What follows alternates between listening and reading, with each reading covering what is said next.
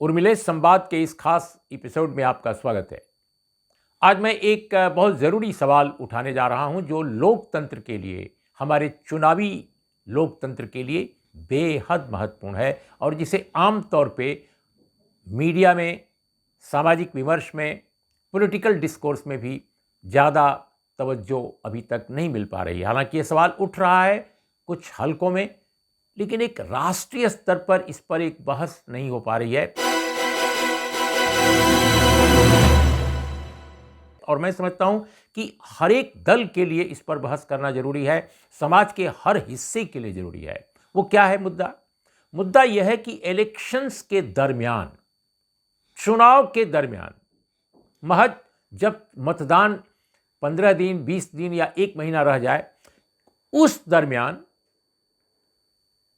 सरकार में बैठे जो लोग हैं उनके निर्देश पर जो अपोजिशन की पार्टीज के नेताओं पर जो रेड्स की जाती हैं, छापे जो मारे जाते हैं, उनके खिलाफ जो अचानक मुकदमे दर्ज हो जाते हैं, एफआईआर करा दिए जाते हैं, या एफआईआर अगर नहीं भी होते हैं तो भी उनको एक अभियुक्त की तरह पेश कर दिया जाता है, किसी एजेंसी के हवाले उनके खिलाफ बयान दिलवा दिया जाता है, प्रेस कॉन्फ्रेंस करा दी जाती है, और इसके बाद जो सत्ताधारी दल के बड़े नेता हैं वो चुनाव प्रचार में हर जगह उनको हर तरह के उन पर उलाहने, हर तरह के लांछन आरोप उन पर लगाने लगते हैं। तो क्या हमारे लोकतंत्र के स्वास्थ्य के लिए, सेहत के लिए ये अच्छी चीज है?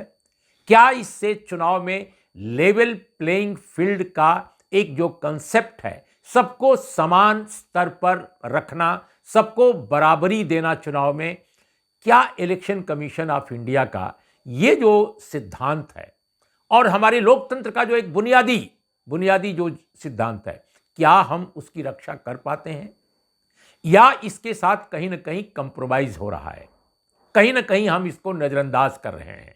पिछले कुछ वर्षों से ये ट्रेंड आया है।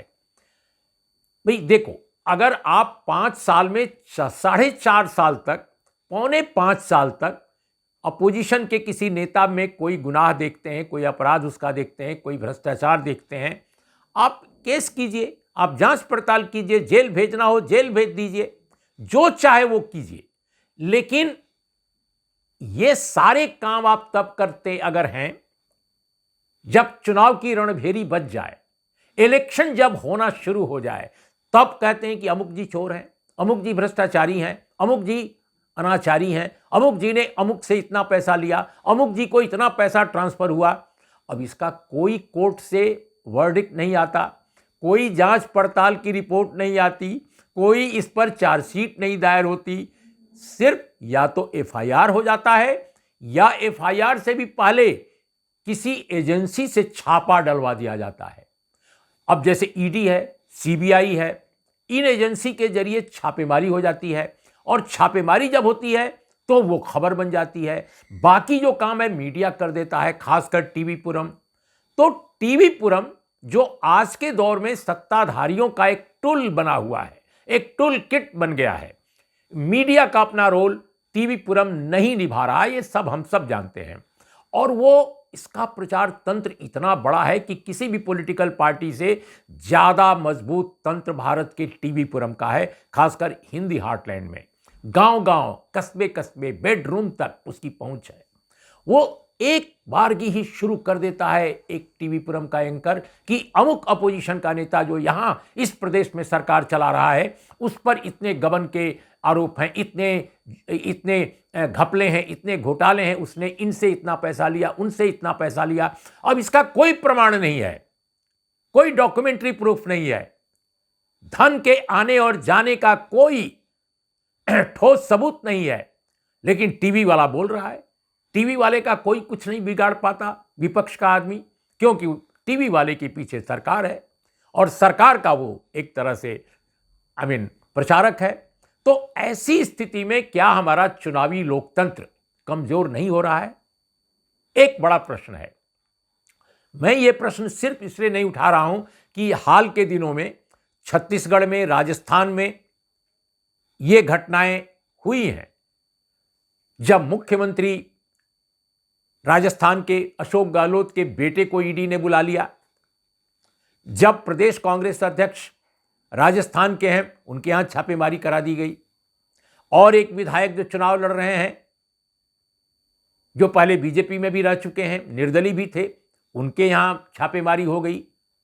अनेक इस तरह के काम हुए हैं और दूसरे और प्रदेशों में भी ऐसे अनेक उदाहरण हैं। तो ठीक है, चुनाव से 6 महीने पहले अगर ही होते तो शायद हम में से कोई इसके खिलाफ इस पर कोई टिप्पणी भी करने की जरूरत नहीं समझता। लेकिन एन इलेक्शंस के दौरान जबकि इलेक्शन कमीशन घोषित कर चुका है चुनाव, लोग नामांकन भर रहे हैं। एक सज्जन जो कांग्रेस के नॉमिनी थे, प्रत्याशी थे, वो चुनाव में नामांकन कराने गए और वहां पर केंद्र की एजेंसी एक आ गई और उनके खिलाफ और उनके समर्थकों के खिलाफ मामले की सूचना दी गई और उनके साथ पूछताछ शुरू हो गई नामांकन के दरमियान।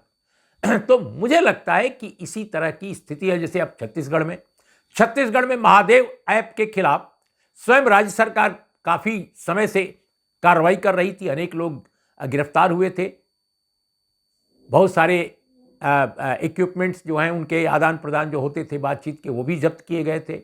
लेकिन इसी दरमियान छत्तीसगढ़ के विपक्षी जो केंद्र की विपक्षी राजनीति में कांग्रेस पार्टी है, उसका शासन वहां है राज्य में। उसके जो मुख्यमंत्री भूपेश बघेल हैं, उनके पॉलिटिकल एडवाइजर विनोद वर्मा के यहां छापेमारी हो गई।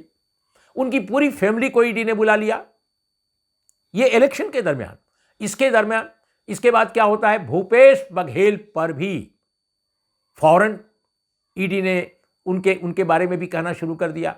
और अभी मैं देख रहा था, एक टीवी चैनल के एक करेस्पॉन्डेंट को ईडी के एक कानूनी सलाहकार या कानूनी प्रक्रिया को देखने वाले एक व्यक्ति का इंटरव्यू कर रहा था और उसमें वो भूपेश बघेल के खिलाफ बोल रहे चुनाव के दरमियान। तो चुनाव के दरमियान भूपेश बघेल के खिलाफ अगर बीजेपी के नेता बोलते हैं तो बात समझ में आती है और बोलना भी चाहिए। लेकिन ईडी का एक प्रवक्ता स्वयं बोल रहा है, ईडी का कानूनी प्रवक्ता, और टेलीविजन पर वो आ रहा है केंद्र की एजेंसी का।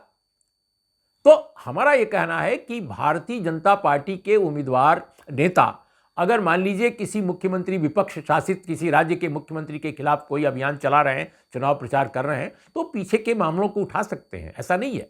लेकिन जो चुनाव की घोषणा हो गई, चुनाव प्रचार चालू हो गया, नामांकन हो गया, उस दरमियान किसी नए मामले को खड़ा कर दें और नाम जोड़ दें कि आप भी इसमें शामिल हैं, जैसे भूपेश बघेल का नाम जोड़ दिया गया, जैसे उनके राजनीतिक सलाहकारों का नाम जोड़ दिया गया, एक ऑनगोइंग प्रोसेस में जांच पड़ताल के, जिसमें राज्य सरकार स्वयं एक्टिवली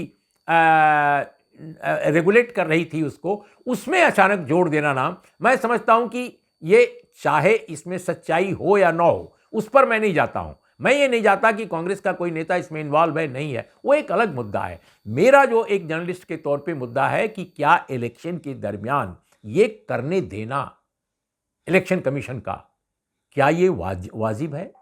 क्या ये एक लेवल प्लेइंग फील्ड वाकई मुहैया करा रहा है सभी दलों को इलेक्शन कमीशन? मेरा ये सवाल है। दूसरा सवाल जो बिल्कुल कंक्लूड करते हुए, कि एक तरह से ये जो इश्यूज हैं इस तरह के कि विपक्षी दलों को घेर लेना, चाहे वो किसी जगह स्वयं शासन में हो या नहीं हो, ये ट्रेंड लगातार बढ़ रहा है। तो क्या एक ट्रेंड हमारे यहां गवर्नेंस का ये भी आ रहा है कि रेड्स बाय रूल, यानी रेड के जरिए, छापेमारी के जरिए आप शासन में आने का प्रयास करते हैं? अब ऐसा तो लग रहा है कि छत्तीसगढ़ में पूरे हवा को, चुनावी हवा को बदलने के लिए भारतीय जनता पार्टी, यानी केंद्र की सरकार की जो एजेंसियां हैं और भारतीय जनता पार्टी, दोनों ऐसा लगता है कि एकदम क्लब हो गई हैं और पूरी हवा को बदलने की कोशिश कर रहे हैं कि भाई किसानों का जो समर्थन कांग्रेस को मिलता रहा है वहां, जिसके बल पर पिछली बार रमन सिंह की सरकार चली गई और भूपेश बघेल की सरकार आई, उस माहौल को कैसे चेंज कर दिया जाए। और छापेमारियों का पूरा जो मामला है, खासकर जब से उनके राजनीतिक सलाहकार के यहाँ छापे मारे गए, इसके बाद से लगातार ताबड़तोड़ बयानबाजियां, लगातार इधर से उधर तमाम तरह के एक्शंस, इसी तरह से राजस्थान में देखा गया। तो क्या इस तरह केंद्रीय एजेंसियों की छापेमारियों से गवर्न करने का, यानी शासन करने का रास्ता आज खोजा जा रहा है, बनाया जा रहा है? ये एक बहुत ज़बरदस्त और बहुत ही टेरिफिक, बहुत ही भयानक एक टेंडेंसी या एक ट्रेंड हमारे चुनावी लोकतंत्र में उभरता जा रहा है सियासत के दायरे से। एक तो ये बात मैं कहना चाहूँगा। और देखिए, हाल के दिनों में मैं ये नहीं कहूँगा कि कौन एजेंसी अच्छा काम कर रही है, कौन नहीं कर रही है, लेकिन आप साल भर कीजिए ना, आप ऐन इलेक्शंस के दरमियान क्यों करते हैं? मुझे लगता है कि इस मुद्दे पर केवल सर्वदलीय सहमति बनाने की जरूरत नहीं है, वो तो जरूरी है ही है। इसमें न्यायालयों का रोल है, इसमें इलेक्शन कमीशन ऑफ इंडिया का रोल है। इस मुद्दे पर बहुत बड़ी एक महा डिबेट की जरूरत है, एक ग्रेट डिबेट की जरूरत है, एक महाबहस की जरूरत है पूरे देश में, जिससे कि हम अपने लोकतंत्र की रक्षा कर सकें। सवाल भ्रष्टाचार से लड़ने में कोई आपको रोक नहीं रहा है, आप पूरे देश से भ्रष्टाचार उखाड़ फेंकिए, बहुत जरूरी है। लेकिन ऐसा भी ना हो कि भ्रष्टाचार केवल शासक दल के पास रह जाए, सरकारी तंत्र के पास रह जाए और दूसरे को आप बिल्कुल कहें कि अरे सारा गुनाह विपक्ष कर रहा है, ये भी ना हो। तो जो बहस का मुख्य बिंदु होना चाहिए और इसमें न्यायपालिका और इलेक्शन कमीशन को खास तौर पे ध्यान देना चाहिए मेरे हिसाब से, वो ये है कि जितनी केंद्रीय एजेंसियां हैं वो इलेक्शन जब घोषित हो जाए तो वो सरकार के आदेश के बजाय इलेक्शन कमीशन ऑफ इंडिया या संबद्ध न्यायालय जहां ये केस चल रही है वहां परमिशन लिए बगैर कोई कदम विपक्ष के नेताओं के खिलाफ न उठा सके। इसलिए यह जरूरी है कि भैया आपने 4.25 साल में क्यों नहीं ये सब किया, आप इलेक्शन के दौरान क्यों कर रहे हैं? तो इलेक्शन के दौरान छापेमारी का मतलब यह है कि कोई सरकार, कोई सत्ता, कोई दल अपनी अपनी एजेंसी जो उनके निहित हैं, उनके मातहत हैं, उनके जरिए शासन अपने हाथ में करने के लिए, चुनाव के दरमियान जनादेश अपने हाथ में करने के लिए वो एक गलत रास्ता बना रहे हैं। वो चोर दरवाजे से सत्ता की चाबी अपने हाथ में ले लेना चाहते हैं। इस विषय पर गौर करने की जरूरत है।